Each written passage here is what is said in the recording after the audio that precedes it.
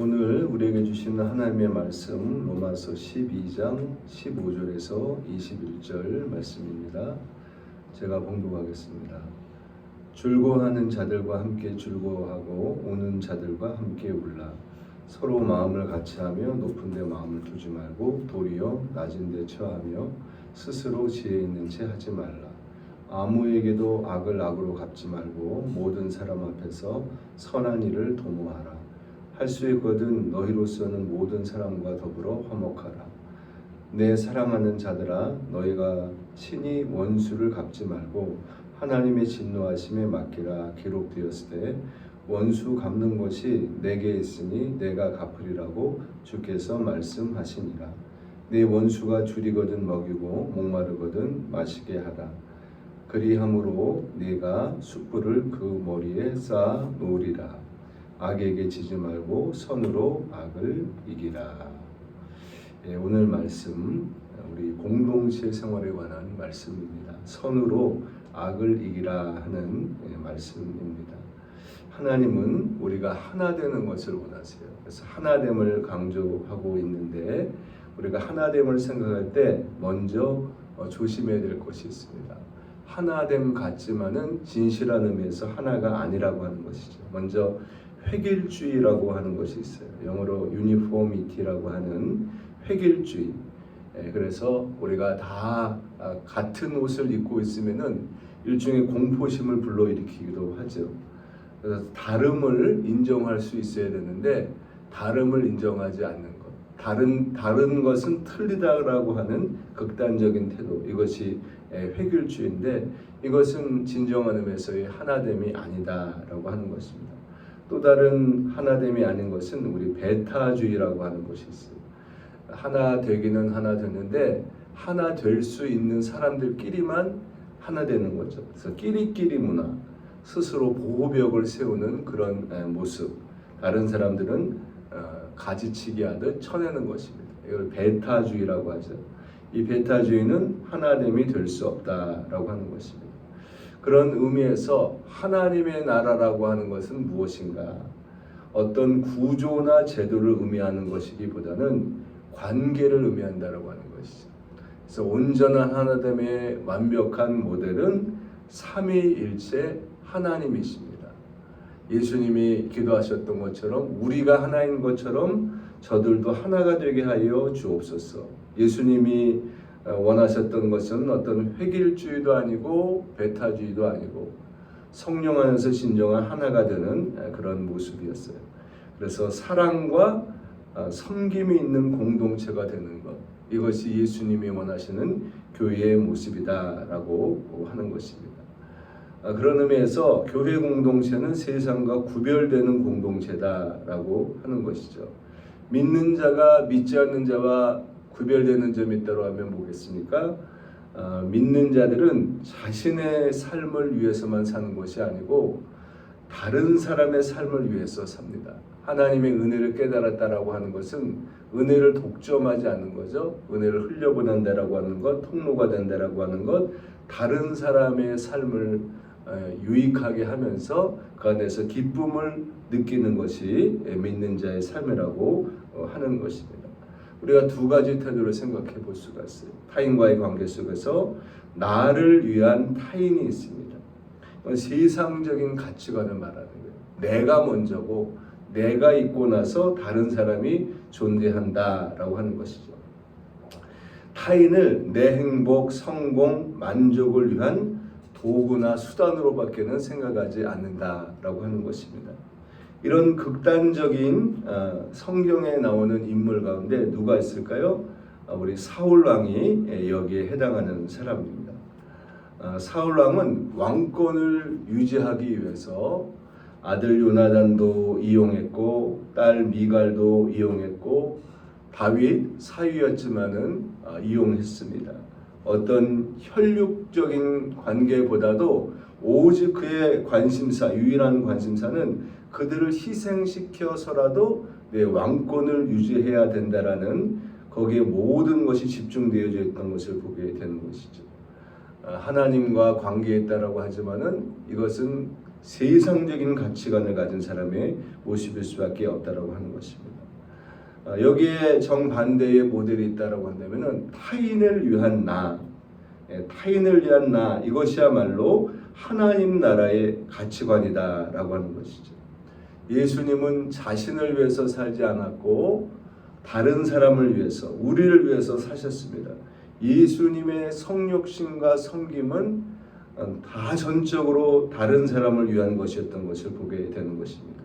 우리는 흔히 생각할 때에 이렇게 살면은 나는 없어져 버리는 것이 아니냐, 나를 잃어버리는 것이 아니냐, 그렇게 생각하죠. 그러나 성경은 그것이 나를 잃어버리는 것이 아니라 진정한 나를 발견하는 유일한 길이 된다라고 하는 것을 말씀하고 있습니다.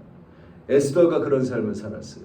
에스더는 민족의 어려움에 처해 있는 것을 바라보면서 결단하면서 내가 죽으면 죽으리이다, 다른 사람을 위해서 살겠다고 결단했을 때 하나님은 에스더도 높이시고 모르드게도 높이시고 이스라엘도 높여주셨습니다. 또 룻이 그런 여인이었어요. 그 남편도 다 죽고 이제는 아무런 소망이 없는데 시어머니를 따라가면서 그는 말하죠. 어머니가 가시는 곳에 나도 가고 어머니의 하나님이 나의 하나님이 될 것입니다. 하나님은 그런 룻을 가엾게 여기셨고 또 소중하게 여기셔서 그 룻이 예수님의 족보 안에 들어오는 귀중한 여인이 되게 하셨던 것을 보게 됩니다. 마태복음 10장 39절 말씀에 예수님은 말씀해요. 자기 목숨을 얻는 자는 잃을 것이요 나를 위하여 자기 목숨을 잃는 자는 얻으리라. 세상과는 정반대의 말씀을 하고 있습니다. 나를 위해서 사는 것은 오히려 다 잃어버리는 것이고 다른 사람을 위해서 사는 것은 다 잃어버리는 것 같지만은 모든 것을 얻는 그런 길이 된다라고 말씀하고 있는 것이죠. C.S. 루이스는 이렇게 말합니다. 하나님은 인간들이 서로를 돕게 하려고 만드셨다. 우리 혼자서 잘 살라고 우리를 개인으로 빚으신 것이 아니라 우리를 창조하실 때에는 공동체라고 하는 것을 염두에 두고 만드셨다는 거예요. 작게는 가정이라고 하는 공동체, 크게는 교회라고 하는 공동체를 염두에 두고 우리를 만드셨다라고 하는 것입니다. 그래서 인간은 혼자서 온전할 수 없도록 설계되었고 또 그리스도인들이 서로 연합하는 것은 단순히 마음이 맞는 사람들끼리 클럽을 만드는 것이 아니다. 그렇게 이야기합니다. 그것은 한 몸의 지체들이 서로 결합하는 것이다 라고 말씀하고 있어요. 그래서 지체들은 눈과 입과 코가 따로 있을 때는 아무런 역할을 할 수 없고 온전한 역할을 할 수가 없죠. 그러나 그것이 다 어우러져서 결합되어서 조화되어서 온전한 몸을 이루게 된다라고 하는 것입니다. 우리 초대교회 그 기독교 역사를 보게 되면은 로마 제국 시대에 우리 전염병이 돌았다고 그래요. 그러니까 전염병 얼마나 무섭습니까? 사랑하는 가족들도 이방인들이 취한 태도는 내가 살기 위해서 가족들도 포기하고 다 몸을 숨기고 시신도 수습하지 않고 숨어들었다라고 하는 것이죠. 그런데 유일하게 이방인 이교도들을 그 시신을 수습했던 사람들이 누군가 하면은 당시 기독교인들이었다라고 그래요. 그래서 우리를 핍박하고 나를 힘들게 하고 매를 대고 그랬던 사람들이지만은 그 사람들을 바라보면서 그 시신을 바라보면서 이들도 우리와 똑같이 하나님의 형상을 입은 자들이다. 그리고 물심양면 아무것도 바라지 않고 그들을 도왔다라고 하는 것이죠. 그리고 그들의 모습을 지켜본 많은 로마인들이 그 모습에 감동해서 개종하는 숫자가 늘어났다. 박해 속에서도 그렇게 기독교 역사가 기록하고 있어요. 그래서 당시에 떠도는 말이 교회가 로마를 치유했다라고 하는 말을 하고 있는 것이죠. 로마 제국 대단한 당시의 최강대국이었지만은 그 로마를 치유하는 것이 핍박받던 교회였다라고 하는 놀라운 역설의 표현을 하고 있는 것을 보게 되는 것입니다. 오늘 말씀 속에서 강조하는 내용은 21절 마지막 말씀의 결론의 말씀에 핵심이 들어있어요. 악에게 지지 말고 선으로 악을 이기라. 선이라고 하는 것이 무엇이냐? 악을 이기는 복음의 능력, 그것이 바로 선이라고 우리에게 말씀하고 있는 것을 보게 됩니다. 선과 악은 항상 갈등을 겪게 되어 있다라고 하는 것이죠. 악이 나를 악하게 다루면은 나도 악으로 응답하고 싶은 것이 인간의 본능이에요. 이에는 이로, 이것이 인간의 본능인데 그렇게 하지 말고 악을 선으로 이기라고 하는 것, 그것이 성경의 명령이고 예수님의 말씀이다라고 하는 것이죠. 우리는 본능을 따를 것인가 하나님의 말씀을 따를 것인가 갈등을 겪게 되지만은 하나는 죽음으로 이르는 길이고 하나는 생명으로 이르는 길이다라고 하는 것입니다. 한쪽에서는 반사적으로 보복하라고 본능의 음성은 우리에게 그렇게 이야기하지만은 그러나 성경은 우리가 할 수 없는 초자연적인 인내를 요구하고 있어요. 악으로 악을 갚지 말고 선으로 악을 이기라. 우리 혼자만의 힘으로는 할 수 없습니다. 성령 받은 사람만이 할 수 있는 일이죠. 성령의 은혜와 능력을 경험하고 그 능력을 나타내는 것이 교회다라고 하는 말씀을 하고 있는 것입니다. 우리 정당방위라고 하는 말이 있어요. 내가 먼저 공격하지 않았는데 내가 상대방에게 생명의 위협을 당할 때 내가 반작용으로 나가는 행동을 우리가 정당방위라고 그렇게 말을 합니다. 저는 어려운 일 당해보지 않아서 그런 일이 있을 때 내가 정당방위를 해도 죄가 되지 않겠구나. 근데 최근에 방송에서 판사가 나와서 얘기를 하는 걸 보니까 정당방위를 가리는 것이 그렇게 쉽지 않다라는 거예요. 그래서 서로 다 피해자라고 말하고 가해자라고 말하는 사람이 없을 때 우리는 원인 제공자가 누구냐를 먼저 따지지만은 법정에서는 그렇게 하지 않는다라는 거예요. 결과를 보고 따진다라는 거예요. 누가 더 많이 다쳤느냐, 누가 더 많이 피해를 받느냐. 그래서 원인 제공자보다 방어를 하겠다고 손을 댄 사람이 더 많이 피해를 입혔으면은 그 사람에게 더 가중적인 죄의 그 결과가 주어진다라고 하는 것이죠. 어떻게 보면은 불공정하지만은 그러나 법정에서 판단할 수 있는 최고의 객관적인 기준이 바로 피해의 결과를 보고 판단하는 것이라고 그렇게 이야기하고 있죠. 이런 상황 속에서 우리가 악을 악으로 갚지 말고 선으로 악을 이긴다라고 하는 것이 세상적인 이치하고 비교해 보면 얼마나 어려운 일입니까? 그런데 우리 성경에 보면은 오래 참으라라고 하는 말, 제가 여러 번 강조한 말씀인데 휘포모네라고 하는 말, 어떤 무거운 짐 아래서 운동선수가 역기를 들듯이 그걸 들고 있으면은 그 하중을 견디는 힘이 내 안에 축적된다라고 말하는 거죠. 인내는 그런 식으로 길러지는데 우리가 선으로 악을 이기는 것도 바로 그런 원리와 동일하다라고 하는 것입니다. 노아가 그런 사람이었어요. 방주를 만들면서 조롱당하고 했지만은 그러나 하나님의 말씀만 바라보면서 인내하면서 참아냈고 그 결과로서 구원을 이룰 수 있는 그런 구원의 통로로서의 방주를 완성하게 되는 것을 보게 됩니다. 또 욥이 그런 사람이었습니다. 아내조차도 하나님을 저주하고 죽으라고 할 때도 주신 자도 여호와시오 취하신 자도 여호와시니 하나님께서 영광을 받으시라고 온전한 고백을 드렸던 사람이 욥입니다. 요셉도 그랬죠. 억울하게 누명을 써도 하나님의 도우심만을 바라보면서 편법 쓰지 않고 끝까지 인내하면서 최후 승리를 거둔 모습이 요셉의 모습이었다라고 하는 것입니다. 이처럼 선으로 악을 이긴다라고 하는 것의 진짜 의미는 무엇인가라고 생각할 때 그것은 소극적 참음이 아니라 적극적인 선택이다라고 하는 것을 볼 수가 있어요.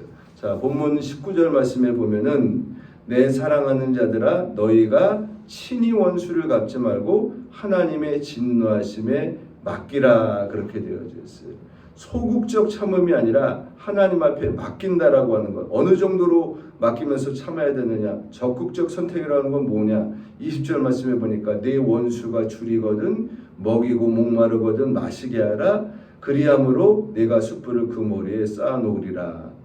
스스로 원수가 감동받게 해서 회개에 이르게 하는 그 길이 결국은 줄일 때 먹이고 목마를 때 마시게 하는 그 행동에 달려 있다라고 그렇게 말씀하고 있습니다. 우리가 악에 물들지 않기 위해서 의도적이고 적극적으로 선을 행사하라고 하시는 그런 말씀을 보게 되는 거죠. 운동선수들도 보면은 나와는 차원이 다른 선수, 나보다 훨씬 등급이 높은 그런 사람을 표현할 때 영어로 another level이라고 그러죠. 우리와는 출발이 다르고 우리와는 차원이 다릅니다 할 때 another level이라고 하는 말을 쓰잖아요. 그러니까 하나님이 우리에게 악을 악으로 갚지 말고 선으로 이기라고 하는 말은 이 another level의 수준에 도달하라고 하는 요구와도 같죠. 무리하게 보일 수밖에 없다라고 하는 것입니다. 그러나 하나님이 은혜 베풀 때에 감당할 만한 자에게 요구하시는 음성이다라고 하는 것을 우리가 기억할 수 있어야 되겠습니다. C.S. 루이스는 하나님은 우리가 감당할 수 있는 만큼의 시련을 주시는 것이 아니라 시련을 감당할 수 있는 마음의 크기를 키워주신다 그랬어요.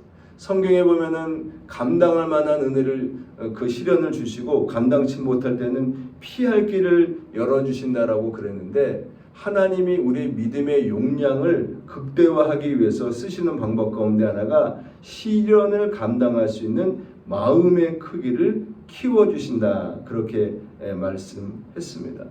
요셉이 어떻게 그렇게 나를 팔아버리고 죽음으로 몰아낸 형제들을 용서할 수 있었을까요? 요셉의 이야기를 보다 보면은 나를 기가 막힌 웅덩이에서 건지셨습니다 라고 하는 고백이 있죠. 웅덩이에 빠졌을 때 이미 그는 죽은 자였어요. 내 미래를 내가 판단할 수 없고 여기가 내 무덤이 되나 보다. 근데 하나님이 거기서 건져내시고 모든 이루어 가신 그 일들을 바라볼 때 그것은 우연이 아니라 하나님의 손길이었습니다라고 고백하는 그 고백 속에서만 용서할 수 있는 힘이 생기는 것을 보게 되는 것이죠. 이것이 바로 하나님이 우리의 마음의 크기를 키워서 우리를 시련을 통과할 수 있게 하는 그런 방법이 된다라고 하는 것입니다. 또 선으로 악을 이긴다라고 하는 것의 다른 의미는 내가 싸우는가 아니면 하나님이 싸우시는가라고 하는 거죠. 원수를 스스로 갚지 말고 하나님께 맡기라고 하는 것은 내가 싸우지 말고 하나님께 맡기라고 하는 하나님이 싸우게 하시라는 그런 의미와도 같은 것입니다.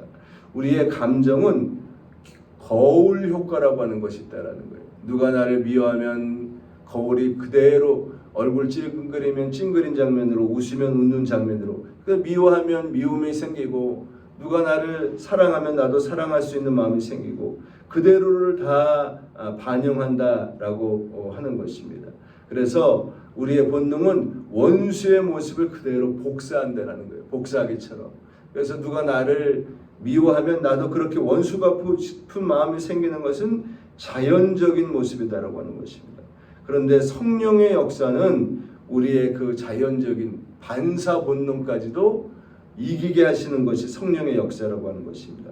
그래서 성경은 우리에게 뭐라고 말씀하니까 예수님은 너희는 세상의 거울이다 라고 말씀하지 않았어요. 대신 너희는 세상의 빛이다 라고 말씀했습니다. 하나님은 우리를 거울로 부르지 않고 받은 대로 갚아주라고 부르지 않고 빛으로 불렀다라고 하는 거죠. 빛은 모든 것을 뚫고 나가는 그런 힘이 있는데 바로 빛의 모습으로 우리를 부르셨다라고 하는 것입니다. 우리가 사울 왕과 다윗의 모습을 한번 비교해 보면은 다윗은 철저히 악의 전염이 되어서 악을 그대로 반사해내는 미러와도 같은 인생이 우리 사울 왕의 모습이었던 것을 보게 됩니다. 우리 거울은 수동적인 거죠. 내가 능동적으로 뭘 하지 못해요. 빛이 있으면 비출 수 있는 것이 거울이고 캄캄하면 아무것도 보이지 않는 것이 거울입니다. 그만큼 수동적이라고 하는 거예요. 그래서 사울 왕의 삶을 바라보면은 결국은 자기가 계획하던 모든 그것대로 자기에게 모든 것이 반사되어서 거울처럼 돌아오는 것을 보게 됩니다. 칼을 들고 다윗을 죽이려고 했는데 결국은 마지막에 자기가 블레셋 사람의 손에 죽게 되었는데 전투에서 그러나 그런 불의한 죽음을 불명예라고 생각해서 스스로 자기 칼로 자기의 생명을 없애는, 자살하는, 칼로 자기가 망하는 그런 운명을 맞이하는 것이 사울 왕이었어요. 그런가 하면 사울 왕도 처음 초대 왕이 될 때는 좋은 마음을 가지고 이스라엘의 우상들을 다 척결하고 또 미신들, 무당들을 다 척결하고 그랬어요. 근데 하나님과의 관계가 깨지다 보니까 우리 제사장의 의복에 있는 우림과 둠밈이라는 그것을 통해서 하나님이 뜻을 나타내시는데 하나님과의 관계가 깨져서 하나님이 우림과 둠밈으로도 뜻을 깨닫도록 역사하시지 않으니까, 그러면 마땅히 사울 왕이 해야 될 행동은 무엇입니까?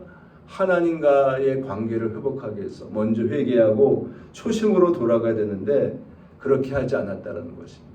자기가 다 척결했던 그런 무당들을 하나님 대신 찾아가기 시작한 거예요. 그래서 엔돌에 신접한 여인을 찾아가는, 우리 성경에 보면은 개가 토하였던 곳으로 다시 돌아가는 곳에 예수님이 비유해서 그런 이야기를 했는데, 말씀을 했는데, 마치 사울 왕이 그런 삶을 살게 되었다라고 말하게 되는 것을 보게 되는 것이죠. 또 조급해서 사무엘 선지자를 기다리지 못하고 하나님 앞에 선지자가 드려야 될, 제사장이 드려야 될 제사를 왕이 드리다가 결국은 왕권을 상실하고 마는 그런 비참한 인생을 산 것이니까 미러와도 같은 인생인 것이죠. 내가 행하려고 하던 것이 다 거꾸로 나에게 돌아오는, 그것이 바로 사울 왕의 삶이었습니다. 거기에 비해서 다윗 왕은 어땠을까요? 극단적으로 사울 왕과 다윗이 다르다라고 하는 것을 보여주는 것이 엔게디 동굴에서 벌어진 일이었어요. 그래서 피신상을 하던 가운데 용변을 보기 위해서 사울 왕이 엔게디 동굴 안에 들어와 있는데 밖에서는 신하들이 기다리고 있고, 내 안쪽에서 다윗과 다윗의 신하들이 그 용변을 보고 있는 이제 사울 왕의 모습을 보면서 부하들이 단적으로 그렇게 말합니다. 이것은 하나님이 그 다윗에게 주신 기회입니다. 원수를 가서 빨리 칼로 죽이라고, 이것은 기회입니다. 그렇게 이야기를 했어요. 누가 봐도 또 기회라고 생각할 수 있는 그런 입장이었지만은, 그러나 다윗의 반응은 달랐다는 거예요. 다윗은 그렇게 하지 않았습니다. 하나님께서 주신 기회라고 생각하기보다는 원수 갚는 것을 하나님께 맡겼어요. 내 손으로는 내가 저 사울 왕에게 손을 대지 않겠습니다. 그러면서 원수 갚는 것을 하나님 앞에 양도해 버렸어요. 이게 바로 미러가 아니고 빛이다라고 하는 것. 그래서 빛으로 살아간 사람이 우리 다윗 왕이었고, 여기에서 사울 왕과 다윗의 삶이 극명하게 달라지고 있는 것을 보게 됩니다. 말씀을 통해서 살펴보면 사무엘상 24장 12절 말씀에 다윗이 이렇게 고백해요. 여호와께서 나와 왕 사이를 판단하사 여호와께서 나를 위하여 왕에게 보복하시려니와 내 손으로는 왕을 해하지 않겠나이다.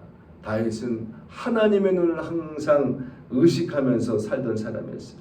나와 왕 사이를 판단하사 그랬어요. 내가 하나님처럼 사울을 판단하지 않고 하나님 나와 사울 왕 사이를 하나님이 보고 계신데 하나님이 판단하세요. 그리고 하나님께 모든 그 판단 주도권을 넘긴 것이 다윗이었고, 그것이 다윗이 복을 받은 이유가 되었다라고 하는 것입니다. 그러므로 우리가 선으로 악을 이기는 구체적인 방법은 무엇인가? 오늘 말씀 시작되는 15절 그 전절에 보면 14절 말씀에 이런 말씀이 나와요. 너희를 박해하는 자를 축복하라. 축복하고 저주하지 말라. 우리가 인간적인 선에서 핍박하고 우리를 박해하는 자에 대해서 무관심해질 수는 있어요. 그것도 어려운 일이죠. 그러나 성경은 박해하는 자를 축복하고 저주하지 말라. 적극적으로 우리에게 하나님이 선으로 악을 이길 것을 말씀하고 있는 것을 보게 되는 것입니다. 이 말씀의 의미는 영적 주도권을 선택하라라고 하는 말씀이에요.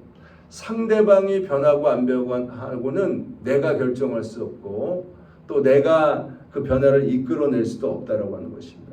그러나 상대방이 변하지 않아도 나의 마음과 태도를 내가 먼저 정리할 수는 있어요. 내가 먼저 내 마음과 태도를 결정지어서 하나님 앞에 내어놓을 수 있다라고 하는 거죠. 우리는 할 수 없는 것은 하나님 앞에 맡기고 내가 할 수 있는 내 마음을 정리하고 드리는 그 행동부터 먼저 하라라고 말씀하고 있는 것이죠.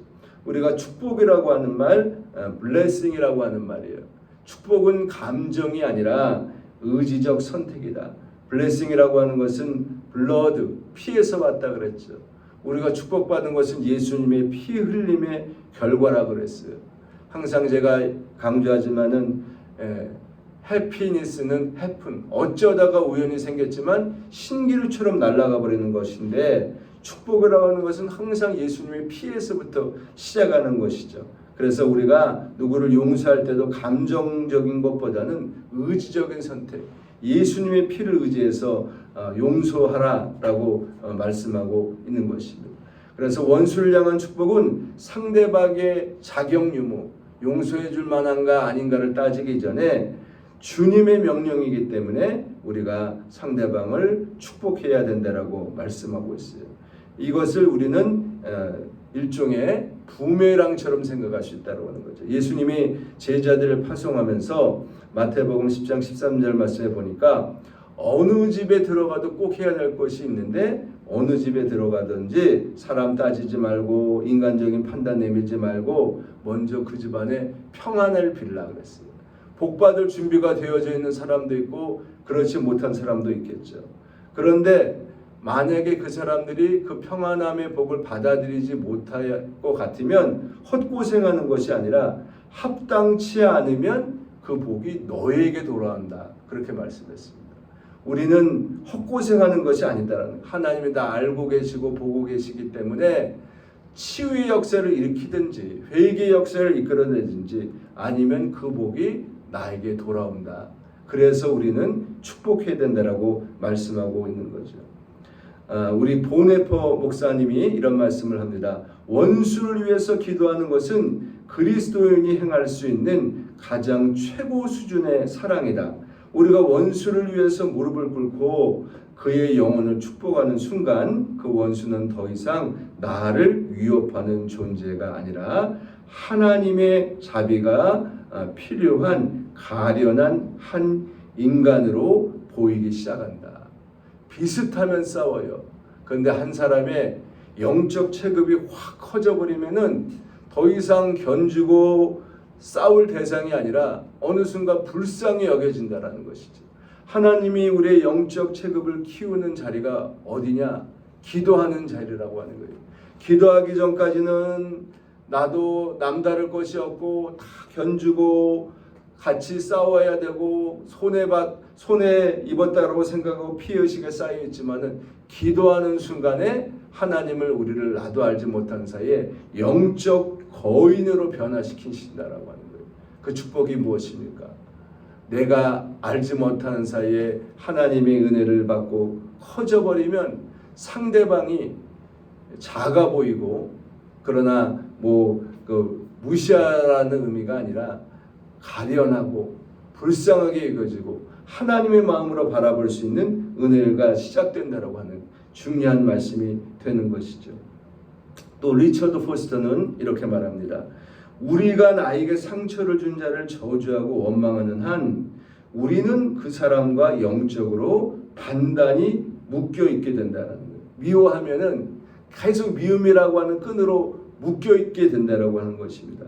그래서 그 묶임의 사슬을 끊어내고 나에게 진짜 자유를 주는 유일한 가위, 시저스가 뭐냐? 바로 그것은 축복의 기도다라고 그러는 거예요.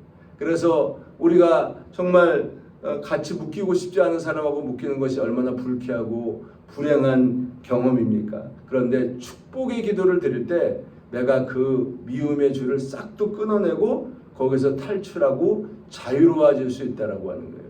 그러니까 결과적으로 보면은 우리가 누구를 축복하고 용서한다라고 하는 것은 그 사람을 위한 것이기도 하지만은 용서하는 나 자신에게, 나에게 먼저는 축복이 되기 때문에 하나님은 우리에게 무리한 요구를 하고 계신 것이 아니라 우리를 너무나 사랑하기 때문에 자기 자녀가 상처받는 것을 원하시지 않는 아버지 하나님께서 우리를 미움의 영에 휩쓸리지 않고 사랑으로 보살피시기 위해서 우리에게 요구하시는 것이 원수를 축복하고 저주하지 말라고 하는 말씀인 것입니다.